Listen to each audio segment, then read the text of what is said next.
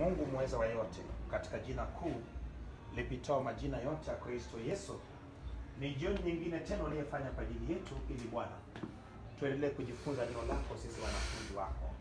Baba, sema na nafsi zetu kwa jina la mwanao Yesu Kristo, useme na roho zetu, sema na mwili wa kila mmoja. Baba wa rehema, neno lako ni msaada wetu, neno lako Baba wa rehema ndio uumbaji wetu. Katika neno lako Baba tunaweka taifa letu Baba, barabara zote Baba wa rehema. Adui shetani amekuja na Baba wa rehema mfumo mpya ya Baba wa rehema, magari ya kubeba mafuta kuwaka moto. Tunafunga ila zote zilizotengenezwa kule kuzimu, kwenye maabara ya kuzimu, ajali zote za barabarani, ajali za angani, ajali za makusanyiko ya maji, ajali ya majumbani, kwa mamlaka jina la Yesu tunafunga Baba mfululizo wa majali zinazoanza mwezi wa 8 kuelekea mpaka mwezi wa 12. Tunakata Baba wa rehema muunganiko wa ajali kwa jina la Yesu. Tunakataa Baba wa rehema kwa mamlaka jina la Yesu. Tunakabidhi Baba taifa letu mkononi mwako, rais tunayempenda, mawaziri wote na idara zote Baba, uchumi wa taifa la Tanzania, uchumi wa Baba Tanzania mmoja mmoja, na Baba neno lako ipate kupenya kufika katika mikoa yote na katika mataifa yote Baba. Tazama kundi ili Baba wa rehema dogo iliyokusanyika Baba, ili Baba wajifunze neno lako, wape neema ya kujua neno lako Bwana, ili nao waweze kufundisha watu wengine Bwana.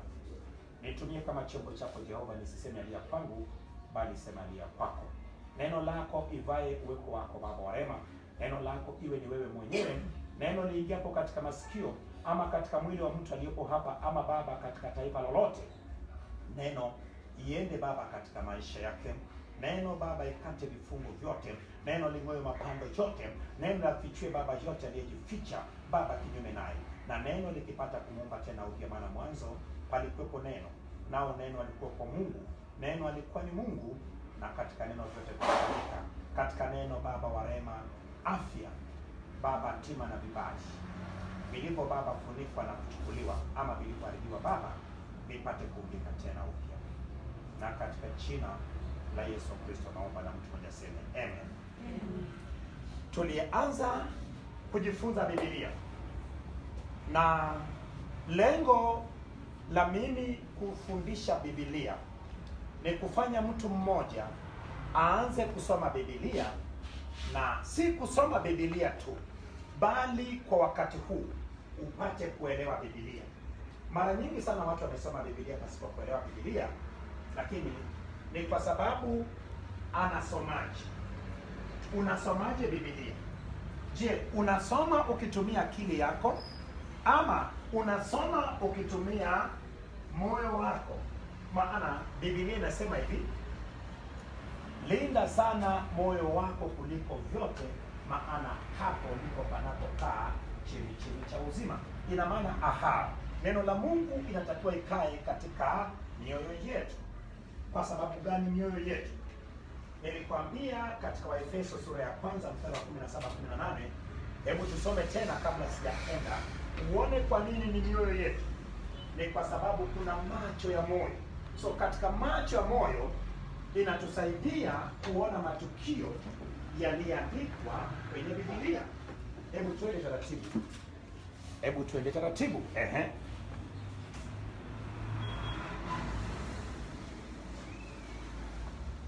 Uliyepata soma kwa jina la Yesu.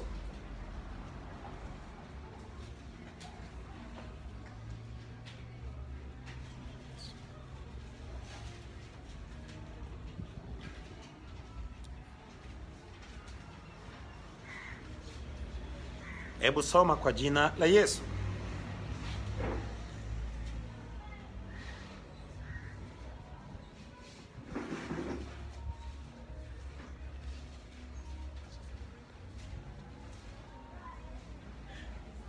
Waefeso sura ya kwanza mstari wa 17 na 18. Tuone kwa nini mioyo yetu. Kwa nini Mungu utazama moyo? Bwana utazama moyo. Uliyepata soma wewe uliyefungua. Soma kwa jina la Yesu. Mungu wa Bwana Yesu Kristo. Wake Wake nyingi Eh. roho ya hekima Yaani Mungu Bwana wetu Yesu Kristo atupe roho ya nini? Ya hekima. Macho ya mioyo yetu Umeona? itiwe nuru. Macho ya mioyo yetu itiwe nuru. Ina maana mioyo yetu inayo macho. Sema macho ya moyo wangu. Macho ya moyo wangu. Bwana nisaidie. Bwana nisaidie. Kwa kuitia nuruni. Kwa kuitia nuruni. Macho ya moyo wangu. Macho ya moyo wangu. Ili nipate kuona. Ili nipate kuona. Matukio. Matukio. Zilizoandikwa. Zilizoandikwa. Kwenye Biblia. Kwenye Biblia. Katika jina la Yesu. Katika jina la Yesu. Sema amen. Umeona, ina maana kumbe kuna macho ya moyo. Lakini nimetangulia kusema kuwa linda sana moyo wako, maana hapo ndipo panapokaa chemichemi cha uzima. Sasa watakatifu wa Bwana, Biblia ni kitabu cha Mungu. Biblia ni kitabu cha Mungu. Inakuwaje kitabu cha Mungu? Ni kitabu kilichobeba neno la Mungu. Biblia ni kitabu kilichobeba neno la Mungu. Kitabu kilichobeba neno la Mungu. Lakini unisikilize. Neno la Mungu si maneno yaliyetamkwa watu wawili wamekaa chini, mwingine anasema mwingine anaandika. Hapana. Neno la Mungu inatokana na matukio yaliyotokea kwa kipindi fulani na katika maeneo fulani. Ina maana maneno hayo yamebeba picha ya matukio yaliyotokea. Narudia tena.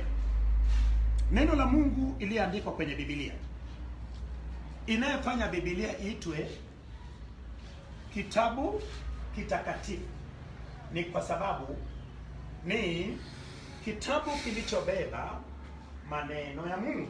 Lakini sasa kitabu hicho kimebeba maneno ya matukio yaliyotokea katika kipindi fulani na katika maeneo fulani na kwa watu fulani. Mfano hai ni Mwanzo sura ya kwanza. Mwanzo sura ya kwanza imebeba tukio gani? Imebeba tukio gani Mwanzo sura ya kwanza? Uumbaji. Umeona? Imebeba tukio ya uumbaji. Lakini tukio ya uumbaji ni tukio iliyotokea. Iliwahi kutokea. So ina maana ile sura ya kwanza inatakiwa sasa unapoisoma usisome na kuiacha yale unayesoma kwenye akili ama mawazo yako. Unatakiwa utoke kwenye akili na mawazo yako, uende kwenye moyo wako, uende kwenye macho ya moyoni. Bwana aitie nuru macho ya moyo wako, ili sasa upate kuona kuwa hapo mwanzo Mungu aliziumba mbingu na nchi, naye nchi ilikuwa ni ukiwa na utupu, na giza ikatulia kwenye kilindi cha uso wa maji. Roho wa Bwana akatulia juu ya maji. Hapo sasa macho ya moyo wako inakupeleka ya kuwa palikuwepo, dunia ilikuwa ni ukiwa, haikuwa na kitu chochote, lakini maji yalifunika dunia yote. Alafu eti palikuwa na giza, lakini chini ya maji. Alafu nawaza kwa Roho ya Bwana, nafsi ya tatu ya Utatu Mtakatifu, akawa ametulia juu ya maji. Ametulia juu ya maji. The Spirit of God was hovering over the waters. Ina maana ametulia juu ya maji. Alitulia juu ya maji akifanya kazi gani? Akidhibiti ile giza iliyokuwepo chini ya maji, ili isipate kuleta vurugu ama kutoka kule palipofungiwa. Umeona sasa, hiyo unakwenda sasa kwenye macho ya moyo wako. Ina maana unaanza kutafakari, you start to meditate, you start to ponder, you start to imagine. You imagine what happened sometimes back. Unawaza mambo yaliyotokea miaka mingi, lakini mambo hayo hayajachorwa kwenye picha, yamewekwa kwenye maandishi, lakini yakielezea matukio yale. Ndio maana unaposoma na ukabakia kwenye akili yako, huwezi ukaelewa Biblia. Maana tukio ni tukio iliyotokea. Mungu anaumba dunia, alafu Mungu anakuja kumfunulia Musa. Musa hakuwa wakati Mungu anaumba, lakini baada ya miaka mingi, karne nyingi, Mungu akamchagua Musa, akamwandaa Musa miaka zaidi ya 40. Mungu akaanza kumtumia, lakini Mungu sasa kinabii sasa anamuonyesha Musa mambo yaliyotokea miaka mingi kabla ya Musa kuwepo. Lakini sasa Mungu anamuonyesha Musa picha ya mambo, ni kana kwamba Musa amerudishwa mpaka kukaa chini kuona Mungu anavyoumba. So akapewa uelewa wa kuanza kuandika. Sasa anaandika sasa matukio yale, lakini sasa kwa macho ya moyo wako unatakiwa ikupeleke mpaka kuanza kuona matukio yale. Sasa ukifanikiwa kuona matukio yale, basi utaona ukuu wa Mungu. Umeona, usipokwenda kwenye moyo wako, huwezi kuona ukuu wa Mungu kwenye jua unayeona. Huwezi kuona ukuu wa Mungu kwenye giza hii inayeanza kuingia. Huwezi kuona ukuu wa Mungu kwenye mimi niliyesimama hapa mbele yako. Lakini unatakiwa niangalia kwa mbona amesimama adondoki chini? Ana miguu miwili tu. Mbona adondoki chini? Mbona pikipiki na miguu miwili na dondoka chini? Mbona pikipiki huwezi kuisimamisha na miguu yake miwili pasipo kuweka ile stendi? Mbona huyu ana miguu miwili amesimama? Nini kinachompa balance? Nini kinachompa uwezo wa kusimama na miguu miwili pasipo kudondoka? Unapowaza mawazo kama hayo, ina maana unafanya nini? Unayatafakari, unawaza. Umeona, sasa tayari unakwenda sije kuanza kuona picha ya uumbaji wa jinsi Mungu anasema ya kuwa tumfanye mwanadamu kwa mfano wetu na kwa sura yetu, naye akatawale samaki wa baharini na ndege wa angani na kila kiendacho juu ya nchi chenye uhai. Umeona sasa, lakini kinachokusaidia ni nini? Kinachokusaidia si akili na mawazo yako. Watu wa Mungu, acha nikwambie kitu kimoja. Elimu ya kawaida ni elimu aina gani? Elimu ya kawaida tunayotumia ni elimu ya kimagharibi. Elimu ya kimagharibi ni elimu ambayo tunatumia akili zetu.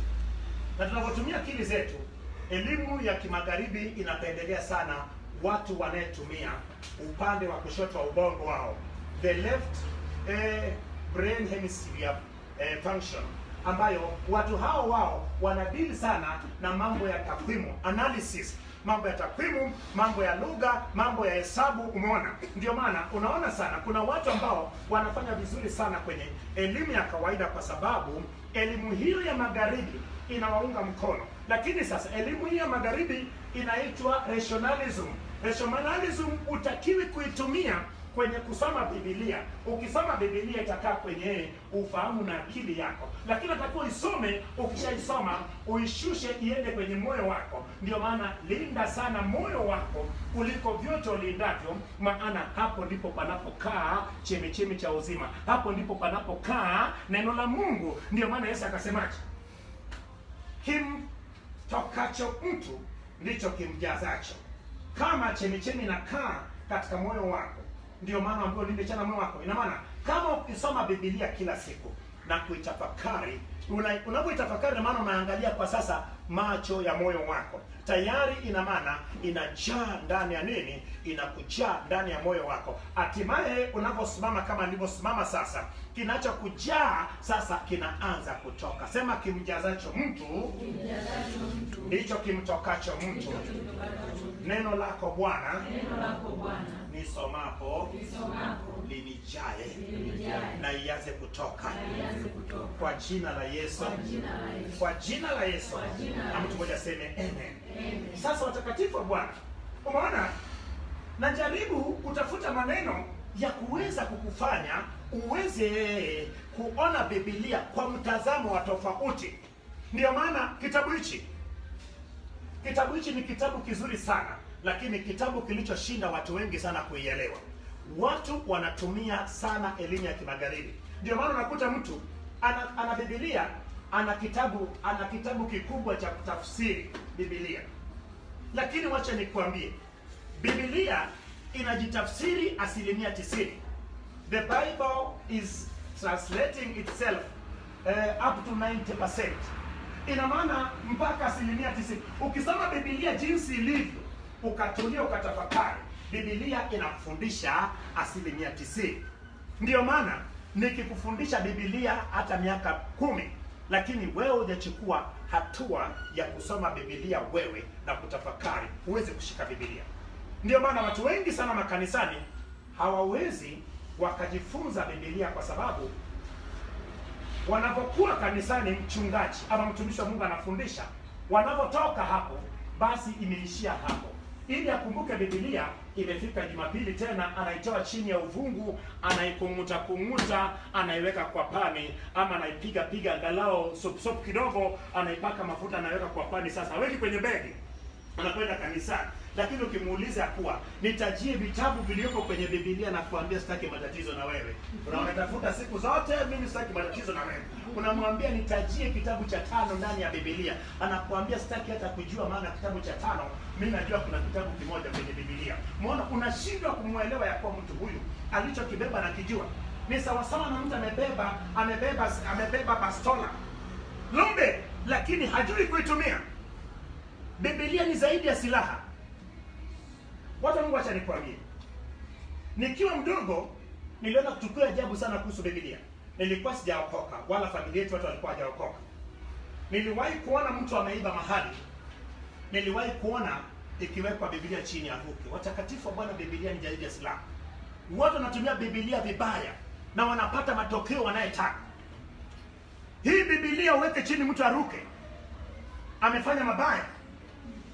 Niliona sijaokoka. Ndio maana sasa hivi nawaza, mbona watu wale wanajua siri ya nguvu ya Biblia? Mbona tuliopo ndani ya nyundo la Mungu ambayo Biblia ni ya kwetu tunashindwa kutambua ukuu wa Biblia? Mganga na Biblia, hata darweshi anayesoma mtabu ana Biblia, hata shehe anayesoma nyota ana Biblia, hata mganga wa mchungaji mganga ana Biblia. Wanakuaje na Biblia waganga? Wanajua nguvu ya Biblia. Kuna mama mmoja hapa aliwahi kupata Biblia aliyekuwa nayo mganga. Ni Biblia ambayo huwezi kupata wewe. Nikamuuliza yule mganga, toa Biblia hiyo nzuri. Ukikuta vitu aliandika nyuma ya Biblia hiyo unachanganyikiwa.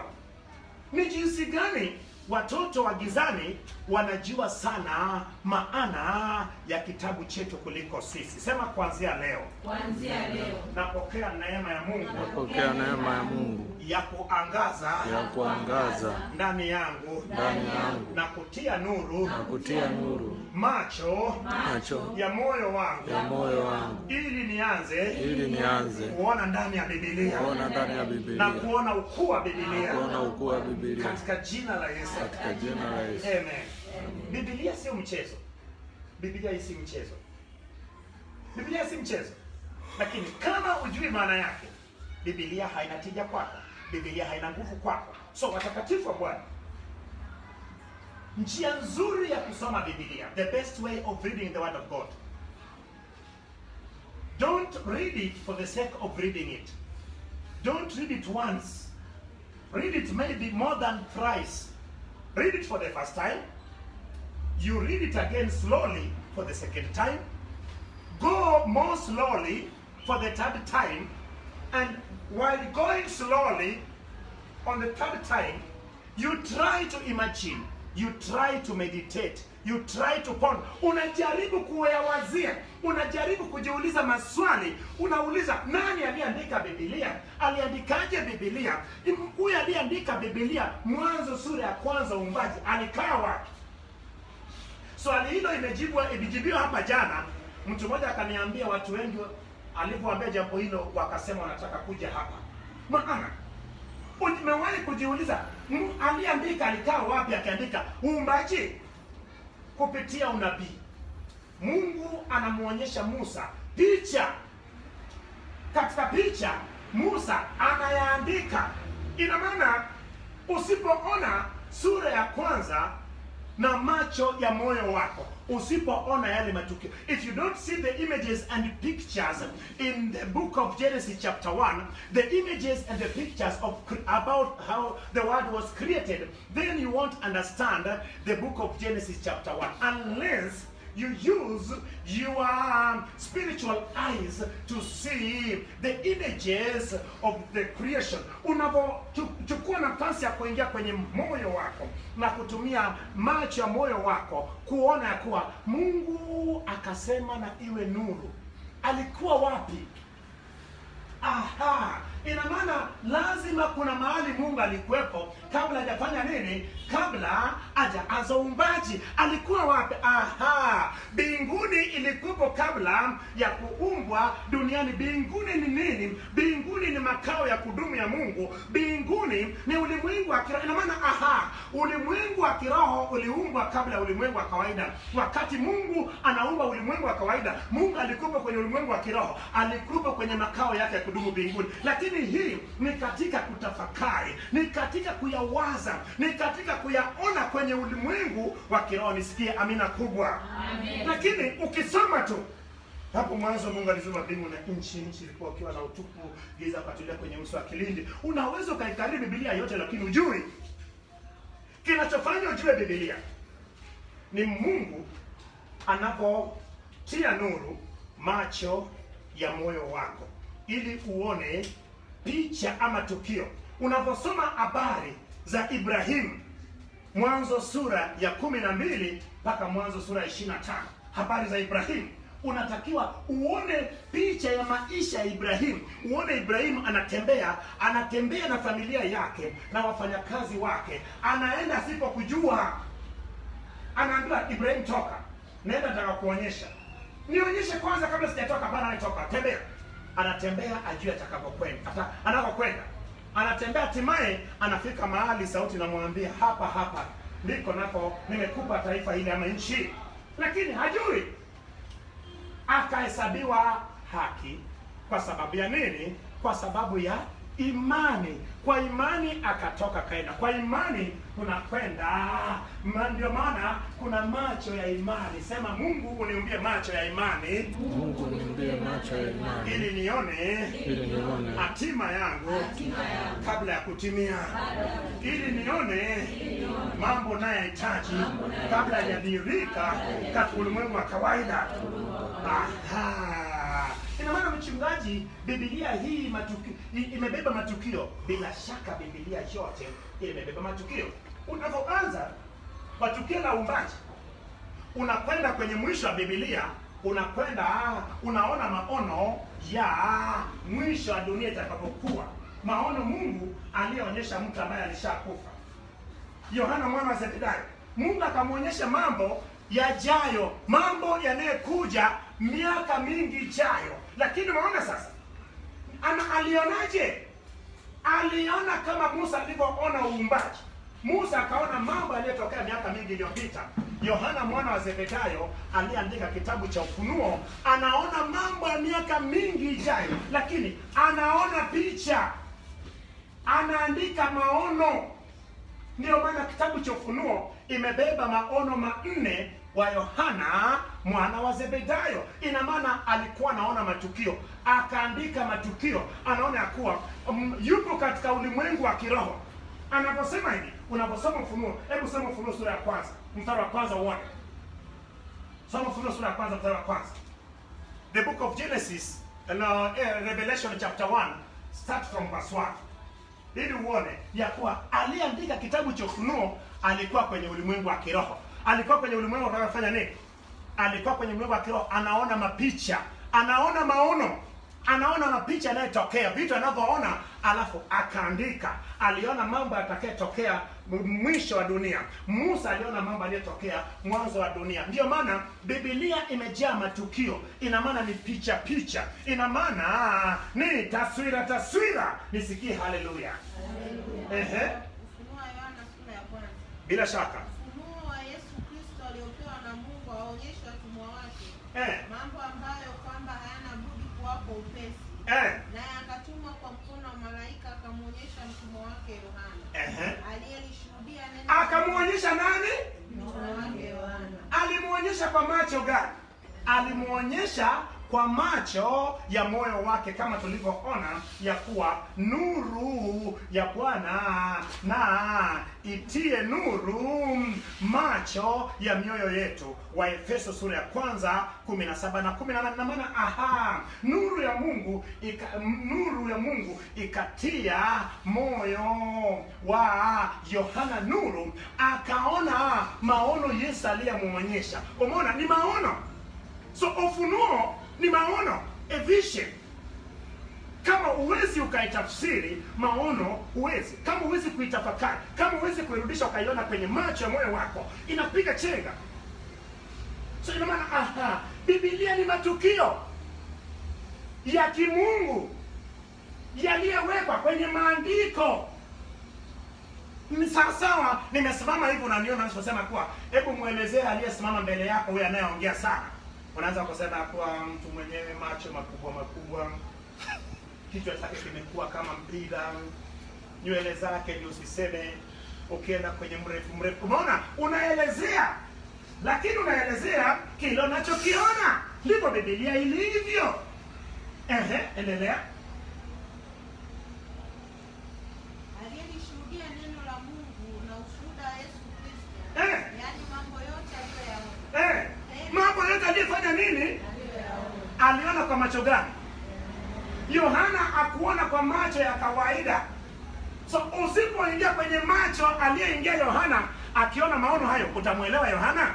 Huwezi kumuelewa Yohana. Ndio maana kwa macho ya moyo wake aliuona. Ina maana kwa macho ya mioyo yetu tunaona maono. Kwa macho ya mioyo yetu tunaona ndoto. Kwa macho ya mioyo yetu tunaona ulimwengu wa kiroho. Heri yasomaye na wao yasikiayo maneno ya unabii huu, na kuyashika yaliyoandikwa humo, kwa maana wakati ukaribu. Ndio. Yohana kwa yale makanisa 7 aliyoko Asia. Neema na iwe kwenu na amani zitokazo kwake yeye aliyeko, aliyekuwako na atakayekuja, na zitokazo kwa roho 7 aliyoko mbele ya kiti chake cha enzi. Tena zitokazo kwa Yesu Kristo, shahidi aliye mwaminifu, mzaliwa wa kwanza waliokufa na mkuu wa wafalme wa dunia. Yeye atupendaye na kutosha dhambi zetu katika damu yake, na kufanya kuwa ufalme na makuhani kwa Mungu, naye ni baba yake, na ukuu na yeye hata milele na milele. Amina. Tazama iwaja na mawingu, na kila jicho litamuona, na hao waliomchoma na kabila zote za dunia wataomboleza kwa ajili yake. Naam, amina. Mimi ni Alfa na Omega, mwanzo na mwisho, asema Bwana Mungu aliyoko, aliyekuwako na atakayekuja mwenyewe. Mimi Yohana ndugu yenu na mwenye kushiriki pamoja nanyi katika mateso na ufalme na subira ya Yesu Kristo, na alikuwa katika. Umeona, Yohana sasa baada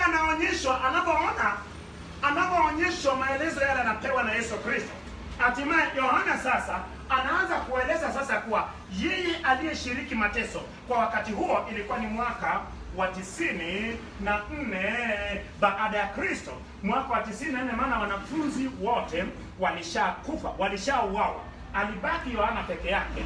Yohana alikuwa ni mzee sana, lakini Yohana sasa mateso yakawa makali sana kwa wale waliyekuwa ni wafuasi wa Kristo. Yohana akapata kufungwa kule kwenye nini? Kufungwa kwenye kisima cha Patmo. He was banished. Ina maana alipigwa marufuku asikae na kuongea habari za Mungu, akatupwa kwenye kisima cha Patmo ili akafie kule. Lakini yupo kule anaandika sasa ya kuwa yeye aliyeshiriki mateso pamoja na wao. Mateso gani? Mateso ya dola la Kirumi iliyekuwa inatesa waliyekuwa nataja jina la Yesu. Hiyo ni baada ya kifo cha Yesu. Lakini sasa Yohana anasema kuwa alikuwa kwenye kisima cha Patmo, lakini katika siku ya nani? Siku ya Bwana, ambayo ni siku ya kwanza ya juma. Lakini katika ulimwengu gani? Katika ulimwengu wa macho ya moyo wake, katika ulimwengu wa kiroho. Sema katika ulimwengu wa macho ya moyo wake, katika ulimwengu wa kiroho. Unaona, ulimwengu wa kiroho kumbe unayasikia kwa masikio ya moyo wako, unayahisi katika hisia ya moyo wako, unayaona katika macho ya moyo wako. Nisikie amina kubwa. Je, macho ya moyo wako unafanya kazi? wewe utamuelewaje Yohana? Endelea. Nalikuwa katika kisiwa kiitwacho Patmo kwa ajili ya neno la Mungu na ushuhuda wa Yesu. Nalikuwa katika roho siku ya Bwana. Alikuwa katika nini? Roho siku ya Bwana. Alikuwa katika roho siku ya Bwana. Siku ya kwanza ya juma ambayo ilijulikana kama siku ya Bwana, kwa kuwa Bwana alifufuka katika siku hiyo. Bila shaka Yohana alikuwepo katika roho, alikuwepo katika ulimwengu wa kiroho. Ina maana alikana watu wengine, lakini watu hao hawaoni wala kusikia anachokisikia yeye, wala kuona anachokiona, lakini alikuwa katika ulimwengu wa kiroho, alikuwa katika macho ya moyo wake. Hatimaye kuanzia sasa, kuanzia hiyo sura ya kwanza hapa nakoendelea mpaka sura ya 22 ni ulimwengu wa kiroho. Ndio maana kama usipokwenda kwenye macho ya moyo wako huwezi kuelewa kitabu cha Ufunuo. Sasa watakatifu wa Bwana, Biblia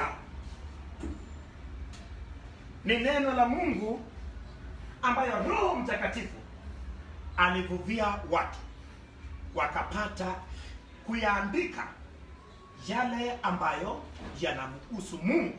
So kinachofanyika ni kama jana nilivyosema hivi, Biblia ni matukio yaliyokusanywa pamoja kupitia maandiko. Ina maana ilitakiwa itengenezwe kama ni filamu tofauti ya matukio hayo, lakini sasa ikatengenezwa filamu lakini kwa maandishi.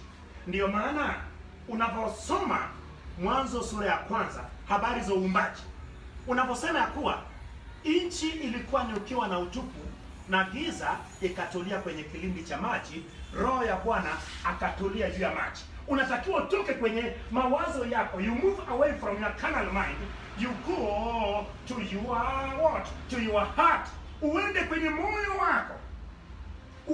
moyo wako, ili uangalia kuwa yani utafakari, ufumbe kama macho yako, alafu uwe kwenye macho ya rohoni, uone ya kuwa dunia ilivyokuwa kabla Mungu hajaanza uumbaji.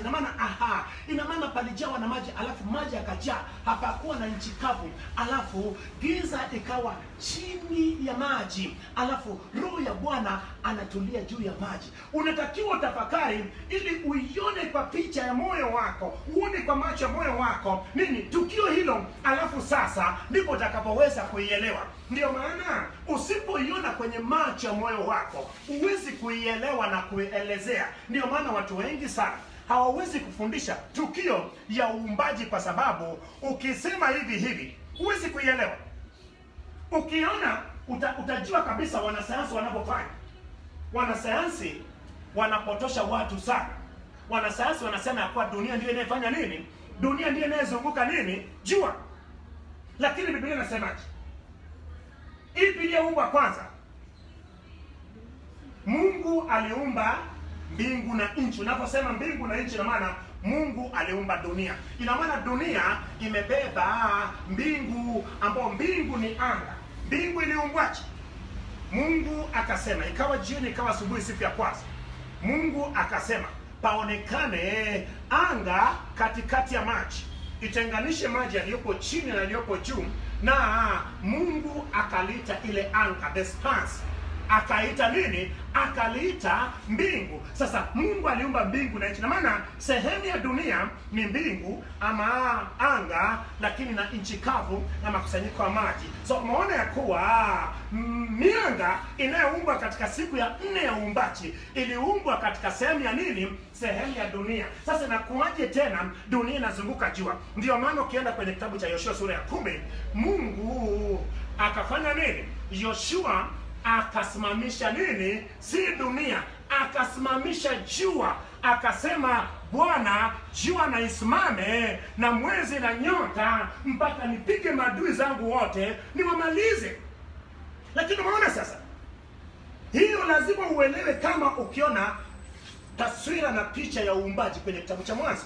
Umeona ya kuwa mianga ambayo ni jua na mwezi na nyota zinafanywa katika sehemu ya dunia ambayo ni mbingu. Lakini utajuaje kama usipoiona wewe? Hebu nione mtu ambaye yuko pamoja na mchungaji. Leo sasa unakwenda hivyo kwa mwendo huo. Hiyo ni mwendo kasi. Panda mwendo kasi, twende wote. Kama unaona mwendo kasi, panda wote twende. Tufike haraka. Amina mtakatifu wa Bwana. Lakini ninachotaka kuweka kwako ni nini? Kusoma Biblia isibakie kwenye kichwa na fahamu zetu. Kusoma Biblia itoke huku, ishushe kwenye moyo wako. Ndio maana ukishusha kwenye moyo wako, iko masikio ya moyo wako, ipo hisia ya moyo wako, ipo utashi wa moyo wako inayekusaidia kuchagua, kupambua na kuchagua yaliyo mema na sio mema. Ipo macho ya moyo wako, lakini hayo yote yatakusaidia sasa kutoka kwenye maandiko, mpaka kuingia kwenye matukio yale ambayo unatoka kwenye maandiko unaenda kwenye matukio picha ambayo yanaelezwa kwenye maandiko. Sijui kama kuna mtu ananipata. Unanipata vizuri? Sasa watakatifu wa Bwana, tena nikasema ya kwa Biblia imegawanyika mara mbili. It is divided into two portions. Let me take you there. Nikupeleke pale. Unapokwenda mpaka kwenye Malaki, kitabu cha Malaki, up to the book of Malachi chapter 4. Ukienda kwenye Malaki chapter 4, ukifungua hivyo utakuta imeandikwa Agano Jipya, kitabu cha Agano Jipya. Umeona? Kitabu cha Agano Jipya. Huku ni kitabu cha Agano Jipya. Na maana hivi ni vitabu vya Agano Jipya. Lakini ukija kwenye Mwanzo utakuta hapa, hii sehemu iliyobaki ukaambiwa ni nene kidogo, ni kitabu cha Agano la Kale. So ina maana Biblia iko katika maeneo mawili, Agano Jipya na Agano la Kale. Agano Jipya ina vitabu 27. Agano la Kale ina vitabu 39. Lakini niliwahi kufundisha wiki iliyopita vitabu hivi kuanzia vitabu vya Agano la Kale, kitabu, sura na mwandishi. Hebu sasa nisikie kutoka kwako wewe wote kwa pamoja vitabu. Tuanze na vitabu vya Agano Jipya, mwandishi wake na sura yake. Amina. Hebu twende 1, 2, 3.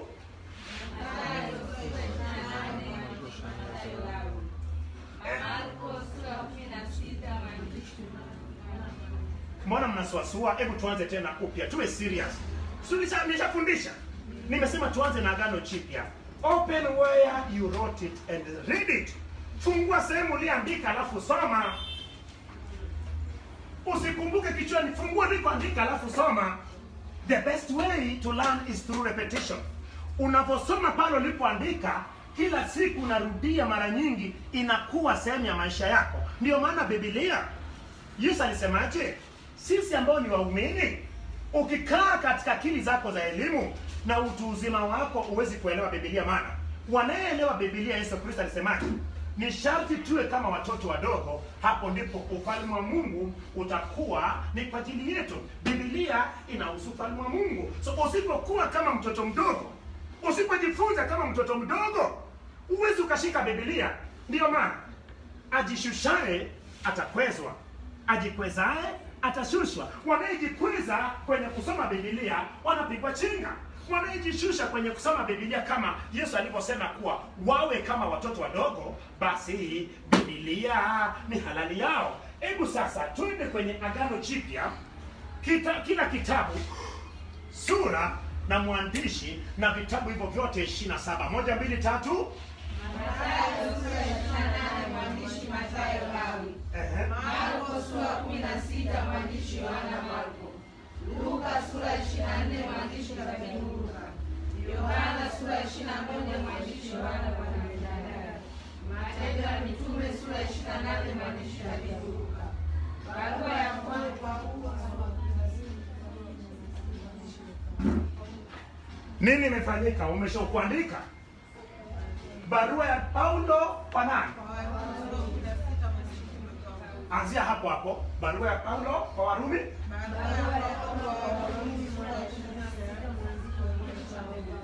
Sema barua ya Paulo kwa Warumi, sura 16. Mwandishi ni mtume Paulo. Barua ya kwanza ya Paulo kwa Wakorintho sura 16. Mwandishi ni mtume Paulo. Barua ya pili ya Paulo kwa Wakorintho sura 13. Mwandishi ni mtume Paulo. Barua ya Paulo kwa Wagalatia sura 6. Mwandishi ni Paulo. Barua ya Paulo kwa Waefeso. Mwandishi ni Paulo sura 6. Mwandishi wa barua ya Paulo kwa Wafilipi ni mtume Paulo sura 4. Barua ya Paulo kwa Wakolosai sura 4. Mwandishi ni Paulo. Barua ya kwanza ya Paulo kwa Thesalonike sura 5. Mwandishi ni mtume Paulo. Barua ya pili ya Paulo kwa Thesalonike sura 3. Mwandishi ni mtume Paulo. Barua ya kwanza ya Paulo kwa Timotheo sura 6. Mwandishi ni mtume Paulo. Barua ya pili ya Paulo kwa Timotheo sura 4. Mwandishi ni mtume Paulo. Barua ya Paulo kwa Tito sura 3. Mwandishi ni mtume Paulo. Barua ya Paulo kwa Filemoni sura 1. Mwandishi ni mtume Paulo. Barua yasiyojulikana kwa Waebrania sura 13. Mwandishi hajulikani. Barua wa Yakobo sura 5. Barua ya kwanza ya Petro sura 5. Mwandishi ni mtume Petro. Barua ya pili ya Petro sura 3. Mwandishi ni mtume Paulo. Wewe mtume nani? Petro ndiyo mtume Petro. Barua ya kwanza wa Yohana sura 5. Mwandishi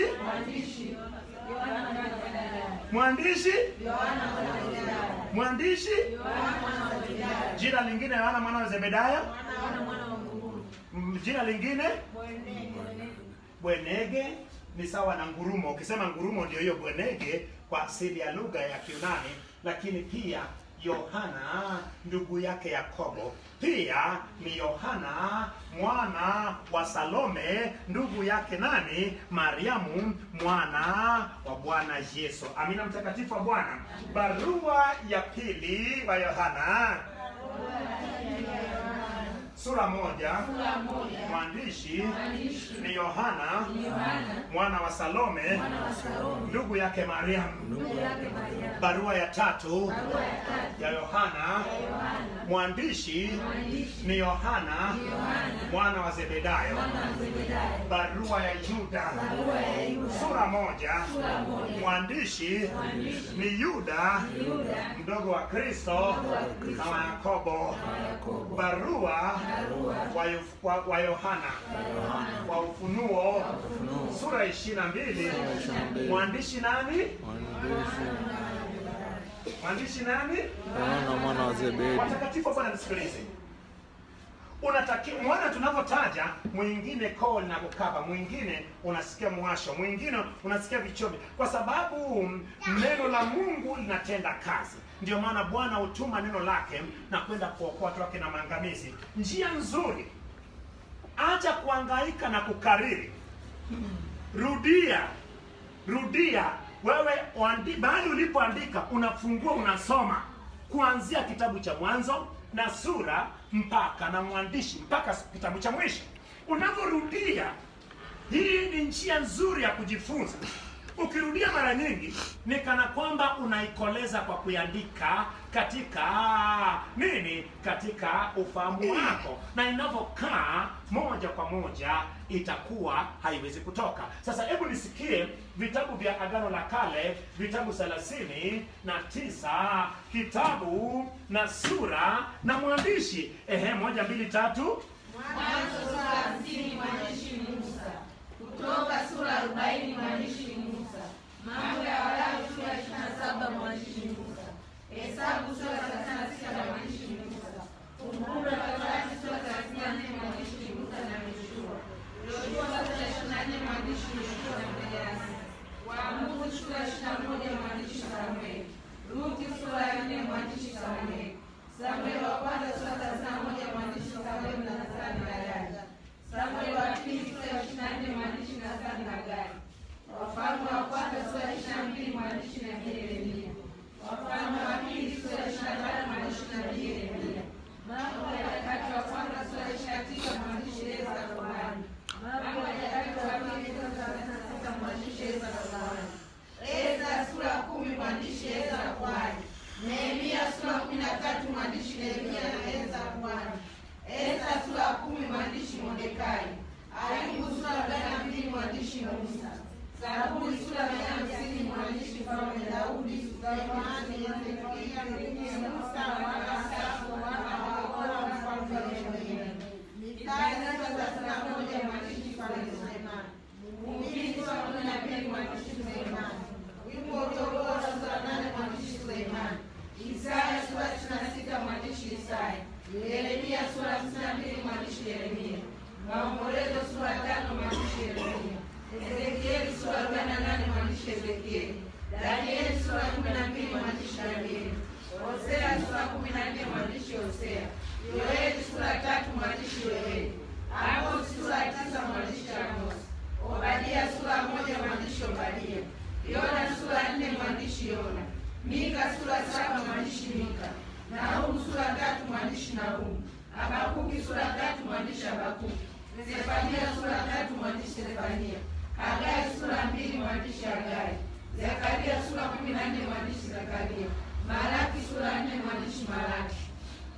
Bila shaka umetaja vizuri, sema amina. Amen. Bila shaka watakatifu wa Bwana, ndivyo ilivyo kama nilivyokuonyesha hivi, ya kuwa huku ni Agano Jipya vitabu 27, huku Agano la Kale vitabu 39. Sasa watakatifu wa Bwana, tulienda kwenye vitabu vya Agano la Kale na nikasema vitabu vya Agano la Kale pia imegawanywa tena. Vitabu vya Agano la Kale vimegawanywa katika sehemu ya kwanza vitabu vya Torati ama sheria. Sehemu ya pili ni vitabu vya historia, na sehemu ya tatu ni vitabu vya hekima. Kisha sehemu ya 4 ni vitabu vya manabii wakubwa, vitabu vya manabii wakubwa ama manabii wakuu, na sehemu ya 5 ni vitabu vya manabii wadogo.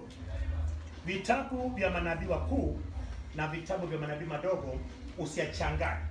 Vitabu vya manabii wakubwa ama wakuu ni vitabu 5, ingawa manabii wakuu ni manabii 4, lakini nabii Yeremia aliandika vitabu zaidi ya moja. Ndio maana kwenye vitabu vya manabii wakuu, kitabu cha Yeremia na kitabu cha Maombolezo ni vitabu vilivyoandikwa na nabii mmoja. Sasa vitabu ni 5 vya manabii wakuu, lakini waandishi wa vitabu hivyo ni manabii wakuu 4. Vitabu vya manabii wadogo ni vitabu 12 na waandishi ni manabii wadogo 12. Vitabu vya kihistoria ni vitabu 12 na vitabu vya hekima ni vitabu 5 na vitabu vya Torati ama sheria ni vitabu 5. Ukijumlisha vitabu 5, vitabu 5 tena, vitabu 12, vitabu 5 na vitabu 12, unapata vitabu 39. Hiyo ni sehemu ya kwanza ambayo ni vitabu vya Agano la Kale. Lakini sehemu ya pili ambayo ni Agano Jipya. Nilisema imegawanyika katika sehemu kuu 3. Vitabu vya Torati ambayo ni vitabu 5. Nimeweka mpaka kitabu cha Matendo ya Mitume kama kitabu cha Torati, cha Injili. Vitabu vya Injili vitabu 5, vikianzia kitabu cha Mathayo mpaka kitabu cha Matendo ya Mitume. Na sehemu ya pili ni barua zilizoandikwa na Paulo. Barua zilizoandikwa na Paulo ambayo ni vitabu ama ni barua 13, kuanzia kitabu ama kuanzia barua ya Paulo kwa Warumi hadi barua ya Paulo kwa Filemoni, vitabu 13. Alafu kuna vitabu ama barua zilizoandikwa na watu ambao sio Paulo, vikiwa ni barua 9 ama vitabu 9, na ukijumuisha 9 na 5 na 13 unapata bila shaka 27, vitabu 27. Sasa kwa nini natumia barua? Ukisoma Biblia sasa hivi utaona imeandikwa ya kuwa imeandikwa Filipi, lakini unatakiwa iandikwe barua ya mtume Paulo kwa Filipi ama waraka wa mtume Paulo kwa Filipi. Waraka ni jina lingine la barua. Waraka ama barua ya Paulo kwa Filipi. Ukisoma kitabu cha Wafilipi kama barua ambayo Paulo aliwaandikia watu fulani, mtazamo huo inakufanya uielewe vizuri. Ukisoma kitabu cha Warumi kama barua waliandikiwa Warumi na Paulo, utaielewa. Lakini ukisoma kama kitabu huwezi kuielewa. Ndio maana naona naweka msisitizo ya kuwa zile nyaraka ziitwe kwa jina la barua. Ndio maana ukienda kwenye Biblia zilizotafsiriwa kwenye kilugha, ukienda kwenye Biblia ya kilugha utakuta imeandikwa barua ya Paulo kwa watu fulani, barua ya Paulo kwa watu fulani, barua ya kwanza Petro kwa watu Petro, barua ya pili ya Petro, barua ya kwanza Yohana. Kwa nini? Ndio maana ukisoma Biblia ya kilugha ni nyepesi sana wewe kuielewa, maana Biblia ya kilugha haijatafsiriwa sasa hivi. Zilitafsiriwa katika mwaka 1940-50-60. Bado hizi ujanja na longolongo zilizojaa sasa hivi hazikuwepo. Umeona? Bado watu walikuwa hawapo katika tamaa za kutengeneza fedha. Ndio maana waliyetafsiri hawakutafsiri wakiwa na kiu ama tamaa ya kutengeneza mapato fulani. Ndio maana ukisoma Biblia sehemu za nyaraka ama sehemu za barua, isome kama barua. Ndio maana unaposoma barua inayosema ya kuwa wanawake na wanyamaze kanisani ama wanyamaze mbele ya watu, natakiwa ujiulize ya kuwa barua hii iliandikwa kwa sababu gani, na lengo mama nyuma ya wanawake kunyamaza kimya ilikuwa nini? Unapata ya kuwa ilikuwa ni kwa ajili ya utii. Je, sasa hivi utii ukoje?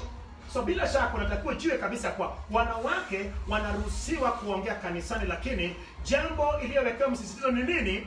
Ni utii. So mtu anayesoma kama kitabu bila shaka hawezi akajua ya kuwa ilikuwa barua kwa ajili ya watu maalum. Lakini ukisoma ukijua ni barua, utajua kabisa lengo mama ya mwandishi kuandika barua kwa watu hao. Nisikilize watakatifu wa Bwana, kwa nini Biblia inakuwa ngumu kwa sisi kwa kizazi hiki kuielewa? Ni kwa sababu Biblia hii haipo kwenye asili yake. Biblia hii imefanywa mabadiliko makubwa sana. Waliandika Biblia mara ya kwanza hawakuandika sura. The Bible in its origin, it was not having chapters or the verses. These came just later on.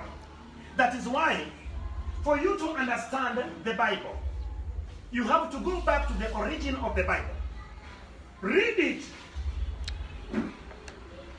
as somebody who is reading a story or somebody who is reading a letter, without you including the chapters and the verses.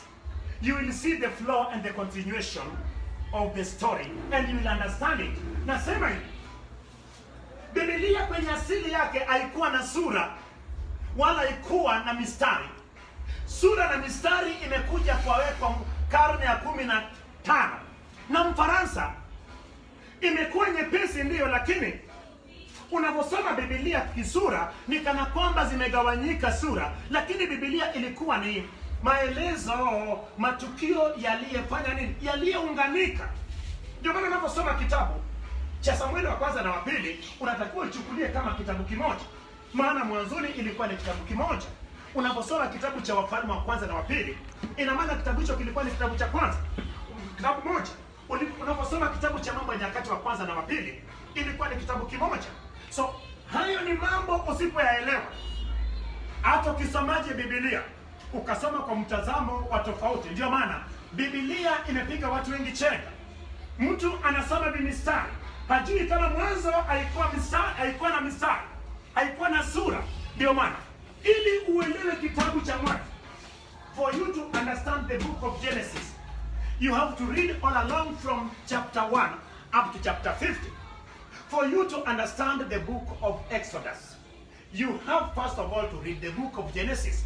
Is where the book of Genesis ends is where the book of Exodus starts. So umeona jinsi ambayo huwezi kuelewa kitabu cha Kutoka pasipo kusoma kitabu cha Mwanzo kuanzia sura ya kwanza mpaka 50. Mahali kitabu cha Mwanzo inaishia, hapo ndipo kitabu cha Kutoka kinaanzia. Utaielewaje ukisoma mistari? Najaribu kufanya watu fulani waelewe na kusoma Biblia. Ndio maana haya nayosema yako live yanaonekana duniani kote, na niko tayari kwa mtu kutuchallenge, niko tayari kwa mtu kutuuliza maswali ili tumjibu. Lakini nasema hivi, usipojishusha chini na kuwa kama mtoto akichekechea, huwezi kuelewa Biblia. Usiposoma Biblia kama hadithi, huwezi kuelewa Biblia. Biblia ilieleweka sana kwa wale walengwa kwa sababu walifundishwa kama hadithi. Ndio maana ilikuwa nyepesi kwao kuyashika na kukumbuka. Nisikie amina. Amen. Sema kuanzia sasa. Ninaomba Baba, unipe neema ya kujishusha na kuwa kama mtoto mdogo. Maana Yesu akasema ya kuwa mtu asipokuwa kama mtoto mdogo hawezi kurithi ufalme wa Mungu. Mimi ni mrithi wa ufalme wa Mungu kwa kujishusha. Maana ajishushaye atakwezwa, ajikwezaye atashushwa. Maana nimeshuka Bwana uitie nuru moyo, roho, moyo, macho ya moyo wangu, macho ya moyo wangu, ili niaone kama mtoto mdogo achorao picha ya matukio na kuyaelewa. Macho ya moyo wangu itiwe nuru, ili nione matukio yote yaliandikwa kwenye Biblia na nipate kuyafahamu, yabadilishe maisha yangu, yabadilishe maisha ya watu wengine katika jina la Yesu. Na mtu mmoja aseme amen. Kweli unanielewa, unanipata? Unanielewa? Baada ya hapa mimi nitaanza kusoma Biblia na wewe. I will start reading the Bible with you.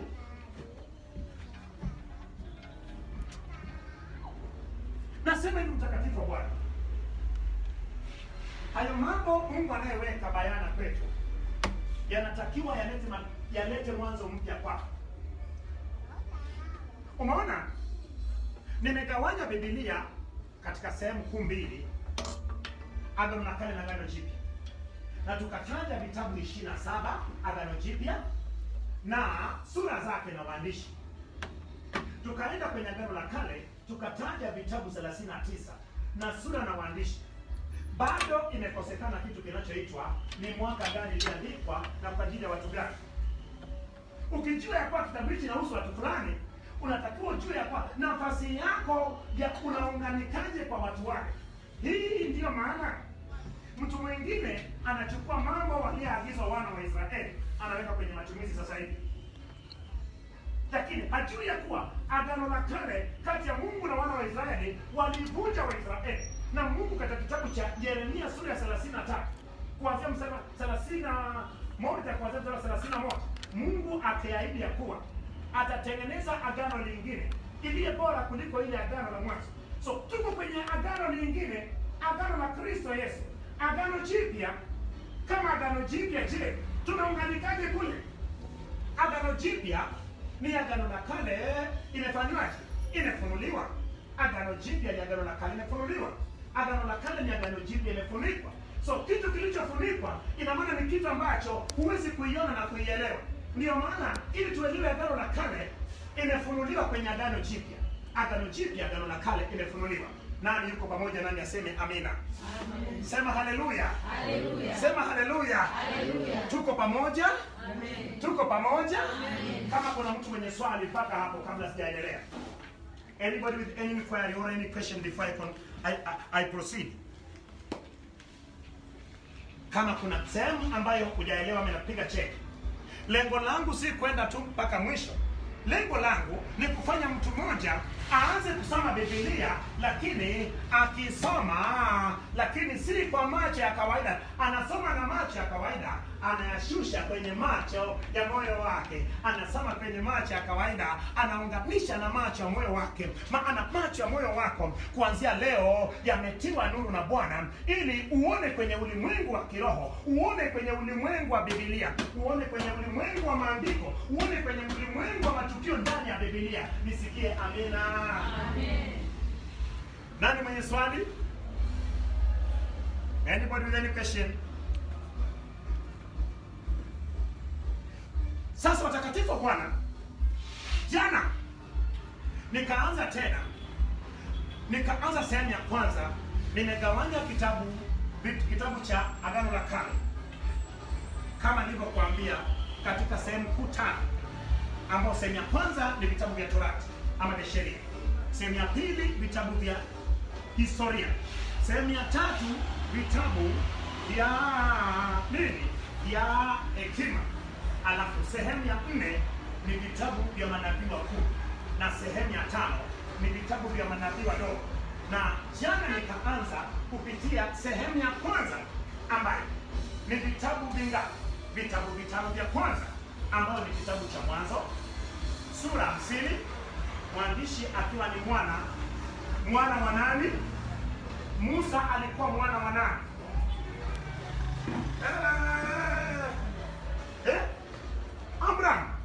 Amram hapa. Amram. Musa alikuwa mwana wa nani?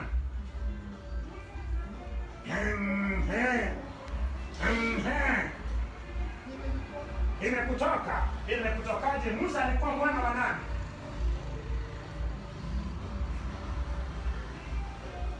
Musa alikuwa mwana wa nani?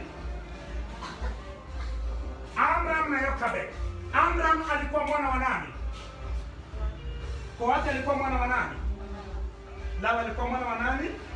Umeona, kuanzia kwa Lawi mpaka kwa Musa ni vizazi 4. So hili inatimisha nini? Andiko unayesoma kwenye kitabu cha Mwanzo sura ya 15 mstari wa 16, Mungu akisema ya kuwa, anamwambia Ibrahimu ya kuwa nitapandisha kizazi chako cha 4 kutoka kwenye nchi ya utumwa na kuileta kwenye nchi hii, maana bado dhambi za Waamori haijafikia kipimo chake. Ina maana taifa la Kanani, makabila yale 7 yaliyotengeneza taifa la Kanani pia walijulikana kama Waamori. Lakini huwezi kuelewa Mwanzo sura 15 mstari wa 16 pasipo kuelewa ya kuwa kizazi cha kwanza mpaka cha 4 waliyetakiwa kuletwa Kanani ama kurejeshwa Kanani walikuwa ni nani? Ndio maana inaanzia kwa Lawi, inakwenda kwa Kohati, inakwenda kwa Amram, alafu kizazi cha 4 anakuwa ni Musa. Lakini Musa alikuwa ni mwana wa Amram, baba yake na mama yake alikuwa anaitwa nani? Yokabed ama Jokabeti. Bwana Yesu asifiwe. Kitabu cha pili kwenye vitabu hivyo 5 ni kitabu cha Kutoka yenye sura 40 na mwandishi akiwa ni Musa mwana wa nani? Amram na nani? Na Yokabedi. Vizuri. Amram alikuwa mwana wa nani? Amram alikuwa mwana wa nani? Nimesema Amram alikuwa ni mwana wa Kohathi. Alisema Amram alikuwa mwana wa Kohathi. Kohathi alikuwa mwana wa Lawi.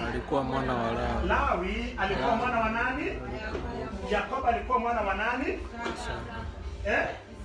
Isaka mwana wa nani? Ibrahim mwana wa nani? Tera mwana wa nani? Nahori mwana wa nani? Serudi mwana wa nani? Reu mwana wa nani? Eberi mwana wa nani? Zera mwana wa nani? Alfaksadi mwana wa nani? Shem mwana wa nani? Nuhu mwana wa nani? Lameki mwana wa nani? Metusela mwana wa nani? Enoko mwana wa nani? Yaredi mwana wa nani? Mahalaleli mwana wa nani? Kenani mwana wa nani? Enosi mwana wa nani? Seti mwana wa nani? Hebu pigia Bwana makofi makubwa. Lakini unaona sasa, hii ndio Biblia. Biblia haijajaa longo naye atazama. Biblia imejaa kutoka kwa Musa unakwenda mpaka kwa Adamu. Biblia imejaa kutoka kwa Yesu unakwenda mpaka kwa Adamu. Wacha nikuchekeshe. Siku utajua Biblia utatembea kifua mbele kama anavyotembea. Hebu pata picha. Mimi ni mtoto wa mtu aliyetembea na Mungu miaka 360 alafu akuonja mauti. Enoko. Mimi ni mwana wa Enoko namna gani? Enoko akamzaa Metusela. Metusela akamzaa Lameki. Lameki akamzaa nani? Nuhu. Nuhu akamzaa nani? Sem, Yafet na Ham. Ham akamzaa nani? Ham akamzaa nani? Mimi nimezaliwa na nani? Mimi nimezaliwa na Kushi. Lakini unaona, nikitoka kwa Kushi na kwenda kwa Ham, na kwenda kwa Ham na kwenda kwa Nuhu, natoka kwa Nuhu na kwenda kwa Lameki, natoka kwa Lameki na kwenda kwa Metusela, natoka kwa Metusela na kwenda kwa nani? Kwa Enoko, mtu ambaye alimpendeza Mungu. Eti mimi ni mtoto wa mtu aliyeishi miaka mingi kuliko wote duniani. Eti mimi ni mtoto wa Seti aliyechaguliwa na Mungu. Mimi ni mtoto wa Yaredi, mtu wa pili kuishi miaka mingi. Kwa nini nisimwambie shetani na mauti yake akwashikiliza? Mimi ni mtoto wa Metusela. Mimi ni mtoto wa Yaredi, wewe niachie wewe. Naishi siishi. Lakini hujajua ukweli ndani ya Biblia. Ndio maana Biblia haiwezi kuwa na tija kwenye maisha yako. Sema kuanzia leo. Nipe kibali cha kuelewa Biblia. Ili iwe na nguvu ndani yangu. Kwa jina la Yesu. Lakini unasema mchungaji, kwa nini mimi nishike hizo sijui kuanzia kwa Adamu kwenda mpaka kwa Ibrahimu? Acha nikwambie. Wewe siku moja sikia kichwa kinakuuma, alafu utaje ukoo wa Yesu kuanzia kwa Adamu mpaka kwa Yesu. Uone kama umekuwa mzima. Yesu anasema hivi, neno langu likae ndani yenu kwa wingi. Anasema mkikaa ndani yangu ama ndani ya neno langu na neno langu likakaa ndani yenu, fanyeni nini? Ombeni lolote nanyi mtapewa. Kumbe inatakiwa neno la Mungu likae ndani yako na wewe ukae ndani ya neno, uishi neno. Hapo ndio ombe lolote upate unachotaka.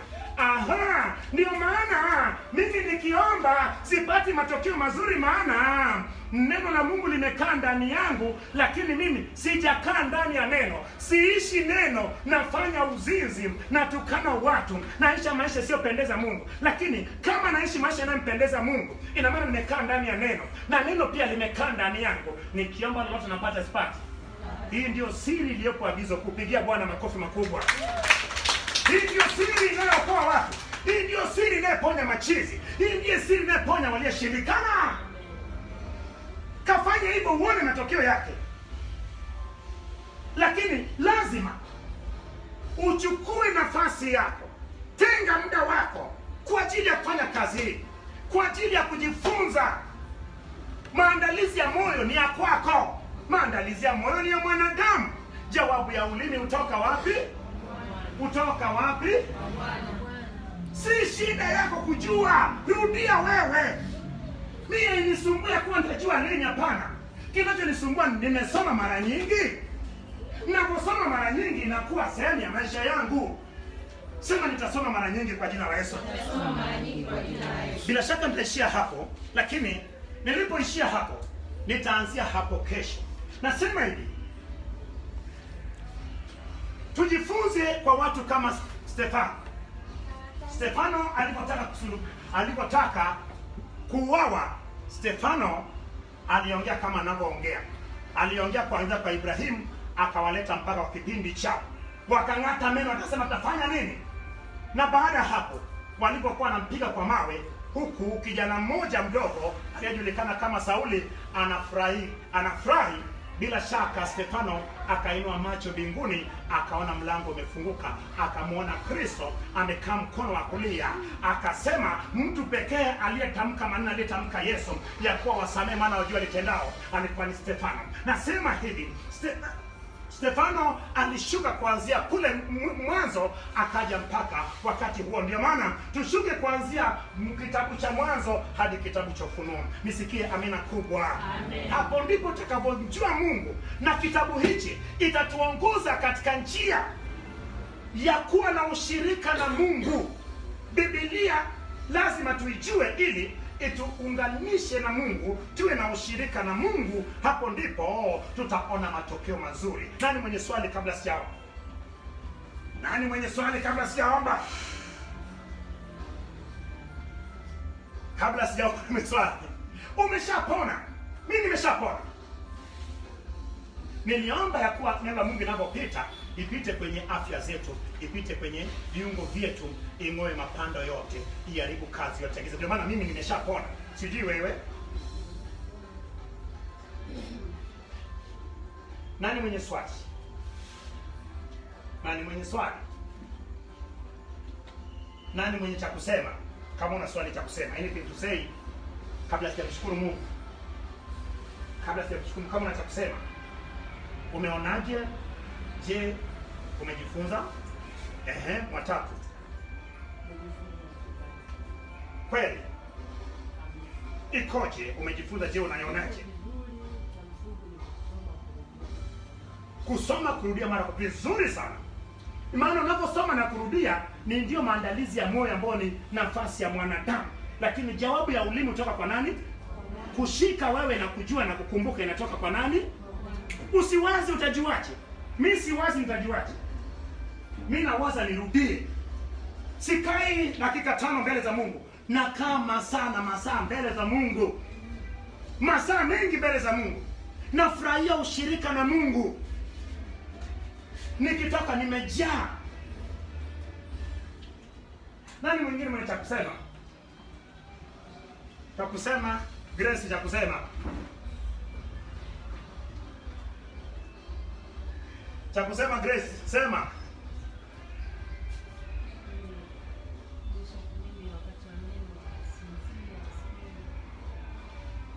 Wakati wa neno unafanya nini? Ulikuwa unasinzia? Kuna aliyekuwa anakusinzisha hapa? Hebu sema wewe uliyekuwa unanifanya nisinzie. Bishop anasema hivi, maana neno la Mungu imekufichua, anza kubeba mizigo yako ili uniache. Na kuanzia leo sitakaa tena wakati wa neno na kusinzia. Mkataba uliyenifungisha imevunjika. Jinsi wana wa Israeli walipovunja agano kati ya Mungu na wao, Mungu akaahidi kutengeneza agano jipya. Mungu ameahidi kutengeneza agano jipya ndani ya maisha yangu. Kuanzia sasa hivi ninakuaga rasmi. Bye bye. Beba kila kitu cha kwako. Waanze toka. Abebe kila kitu cha nini? Aanze kufanya nini? Maana wacha nikwambie, if you see something not normal to you, just say it. Ongea hapa hapa. Mungu atakufungua hapa hapa kupitia neno.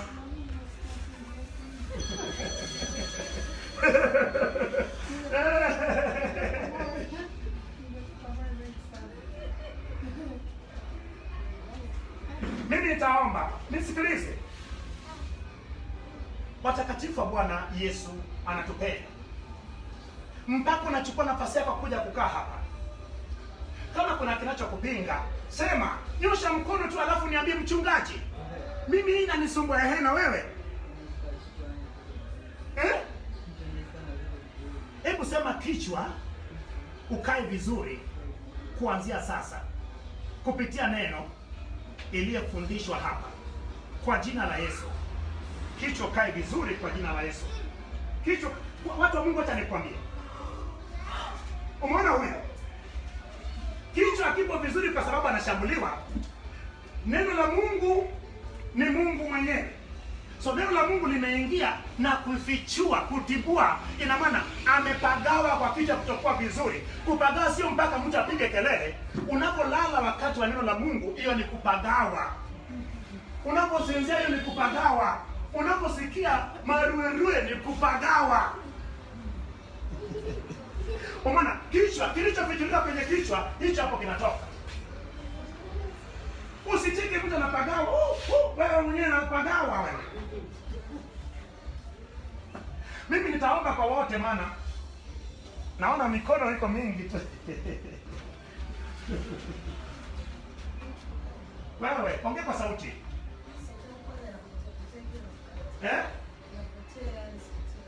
Nini? Inakwama.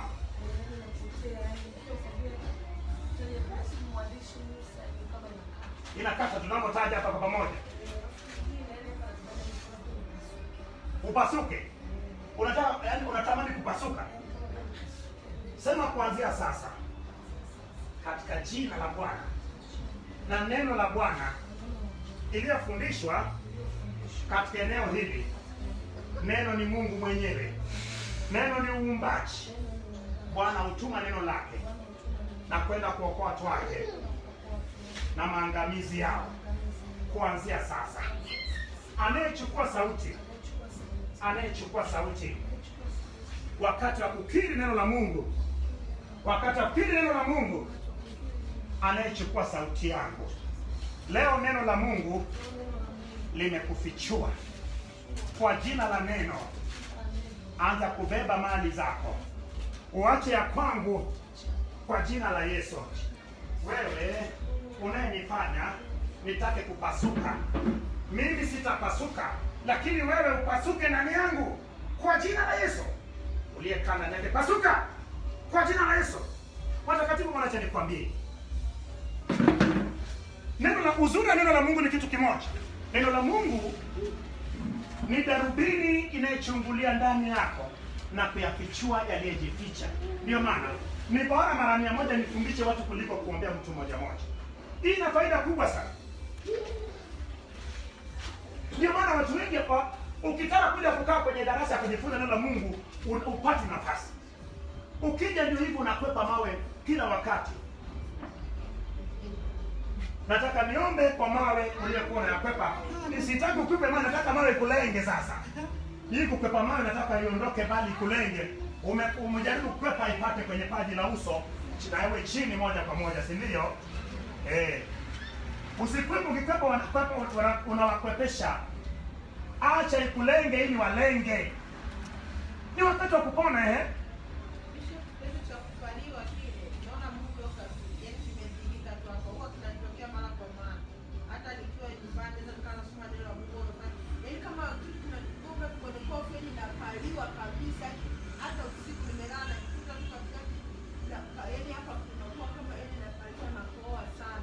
Sema kilichodhihirika leo. Na kimekuwa kikinisumbua kila wakati. Kwa kupaliwa. Kwa jina la Bwana. Iwe mwisho kuanzia sasa. Na hiyo roho idhihirike na kutoka. Kwa jina la Yesu. Maana kuanzia leo sitapaliwa tena. Kwa jina la neno. Katika jina la neno. Amen. Basi kuanzia leo umepona, utapaliwa tena kwa jina la Yesu. Nataka niombe watakatifu wa Bwana. Nataka niombe, lakini nitakuwepo kesho tena. Amina. Naomba kwa sababu ya muda. Naomba Baba, mimi natukuza jina lako kwa ajili ya watakatifu wako. Wamekaa na kutulia, wamekula na kushiba mbele zako, wamejifunza neno lako. Nami najua ya kuwa neno ni wewe, na wewe ni neno.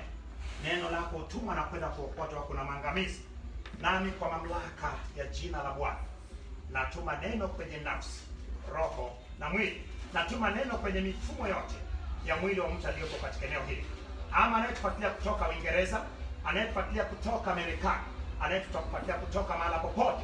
Kwa mamlaka ya jina la Yesu, neno limuumbe tena upya mtu huyu. Neno Baba wa rehema ifichue mabaya yote na kuyatoa. Neno ling'oe mapando yote, ivunje madhabahu zote. Neno liondoe Baba wa rehema kupagawa wakati wa neno kwa kusinzia, ama Baba wa rehema kujisikia vibaya vilivyodhihirika vyote wakati wa neno, na vikusanya vyote na ving'oa vyote na vielekeza kuzimu na kuzifungia hadi siku ya hukumu ya Bwana. Nami navunja mikataba zote nikitumia neno la Mungu. Neno hilo litamie kila mmoja na kumuumba tena upya, maana mwanzo palikuwepo neno, nao neno alikuwa kwa Mungu, neno alikuwa ni Mungu, na katika neno vyote vilifanyika. Katika neno afya ifanyike, katika neno viungo vyako vya kiroho na kimwili ifanyike, katika neno mifumo yote ifanyike, katika neno ulinzi wako ufanyike, katika neno maisha yako ifanyike tena upya, katika neno hatua zako, kibali chako, uchumi wako, njia zako zote ziumbike tena upya, na katika neno upate kulindwa mchana na usiku kwenye ulimwengu wa kawaida, na kiwe mwanzo mpya katika maisha yako, na katika jina la neno, na mtu mmoja sema amen. Hebu basi nisikie amina tena kubwa. Amen. Weka mikono pamoja kwa ajili ya Bwana. Basi tunafikia mwisho, mtu wa Mungu.